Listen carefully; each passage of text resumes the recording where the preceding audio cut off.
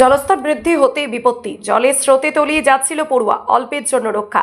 ফারাক্কার নিশীন্দ্র কাটান দিয়ে স্কুল পড়ুয়ারা যেতে গিয়ে বিপত্তি, তলিয়ে যেতে গিয়ে রক্ষা পায় ছাত্রছাত্রীরা। বুধবার সকালে এই ঘটনার জেরে তীব্র চাঞ্চল্য ছড়িয়েছে। স্থানীয় সূত্রে জানা যায় ফিডার ক্যানেলের পশ্চিম পাড়ে নিশীন্দ্রা কাটান অবস্থিত। ফারাক্কার বেশ কয়েকটি গ্রামের মানুষ ফিডার ক্যানেলের পশ্চিম পাড়ত থাকে। পশ্চিম পাড়ের এই গ্রামগুলি নিশীন্দ্রা কাটান হয়ে ফারাক্কার স্কুল, কলেজ এবং চিকিৎসার জন্য যাতায়াত করে। এছাড়া নিশীন্দ্রা কাটান ঝাড়খণ্ড ও বাংলার যোগাযোগ পথ। নিশীন্দ্রা কাটানের উপর দিয়ে ঝাড়খণ্ড থেকে পাথর বোঝাই লরি ও বহু মানুষ যাতায়াত করে, যে কারণে এই নিশীন্দ্রা কাটান খুব গুরুত্বপূর্ণ। আজ সকালে নিশীন্দ্রা হাই স্কুলের ছাত্রছাত্রীরা নিশীন্দ্রা কাটানের উপর স্কুলে যাচ্ছিল, কিন্তু ঝাড়খণ্ডের পাহাড়ি জল সকাল থেকে নিশীন্দ্র কাটানের উপর দিয়ে বয়ে চলেছে। জীবনের ঝুঁকি নিয়ে নিশীন্দ্র কাটানের এই রাস্তা দিয়ে ছাত্রছাত্রীরা সাইকেল নিয়ে যেতে গিয়ে জলের স্রোতে ভেসে যায় এক পড়ুয়াকে উদ্ধার করা গেলেও সাইকেল তলিয়ে যায় বলে জানা যায়। ঘটনার জেরে স্থানীয়রা ঘুরপথে গিয়ে গন্তব্য রওনা দিচ্ছেন। এই যে অস্বাস্থ্যকর পরিবেশ, আজকে 30 বছর ধরে থাকি প্রতিশ্রুতি সেই প্রণব মুখার্জির আমল থেকে মইনুল হক চুটকিতে সাফ করে দিচ্ছিল। চুটকিতে ব্রিজ হয়ে যাচ্ছিল, ব্রিজের টাকা খেয়ে নিচ্ছে, বারবার এনটিপিসি টাকা দিচ্ছে, টাকা করছে না। রাজ্য সরকার আত্মসাৎ করে নিচ্ছে, কোনো করছে না, কোনো সংস্কার হচ্ছে না। আমাদের দিনের পর দিন একই রকম সমস্যায় চলছে। আমরা পশ্চিম পাড়ের মানুষ একই সমস্যায় ভুগছি আজকে 30 বছর ধরে। কিন্তু ক্ষমতায় প্রতিনিধি আসার পরে কিন্তু এলাকার মানুষকে বলা হয়েছিল পশ্চিম পাড়ের দুর্দশা তিনি দূর করবেন, কিন্তু দেখা গেল ছবিটা উল্টো। কোনো ডেভেলপমেন্ট হয়নি, ওই প্রতিশ্রুতি।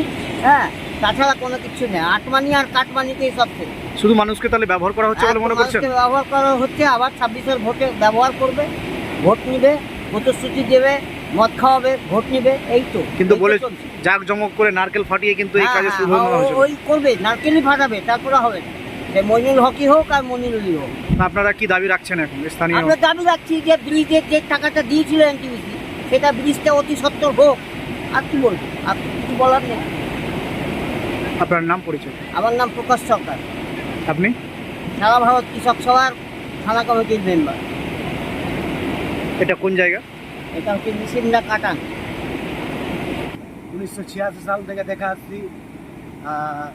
সিপিএমকে দেখলাম, কংগ্রেসকে দেখলাম। আমাদের এখানকার এখন রানিং বিধায়ক মনিরুল ইসলাম, ও বলেছিল যে আমার প্রথম কাজ হবে যে কাটানে ব্রিজ নির্মাণ, তারপর রাস্তা নির্মাণ, তারপরে জলের সমস্যা, ইলেকট্রিক ফ্রি করে দেওয়া, এগুলো প্রতিশ্রুতি দিয়েছিল, প্রতিশ্রুতি দিয়ে বিধায়ক হয়েছিল। কিন্তু একটাও কাজ আজ পর্যন্ত সম্পূর্ণ করেনি। এই যে রাস্তাটাকে আরও বেহাল করে রেখে দিয়েছে। আর কাটানে এই ছাত্রদের, আজকে একটা ছাত্র পড়ে গেছিল, ওখানে গিয়ে উঠেছে। আমাদের মানে পশ্চিম পাড়ের বাসিন্দারা অভ্যস্ত হয়ে গেছে। তাহলে মনে করছেন ভাউতাবাজি তো চলছেই, ফারাক্কার কোনো ডেভেলপ নেই। কাকে আনবেন?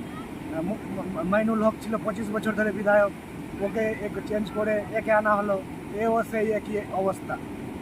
এখন মানুষের এখন রাজনীতির উপর থেকে ভরসা উঠে গেছে, রাজনৈতিক প্রতিনিধিদের উপর।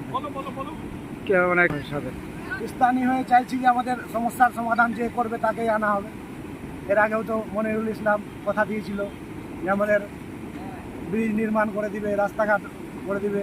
রাস্তাটা হতে আজ 5 মাস থেকে আর ওকে যে করে রেখে দিয়েছে, রাস্তা চলার যোগ্য না।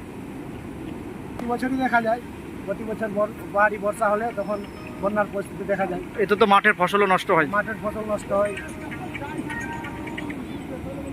আপনার নাম পরিচয়? স্বরূপ মণ্ডল। আপনি স্থানীয়?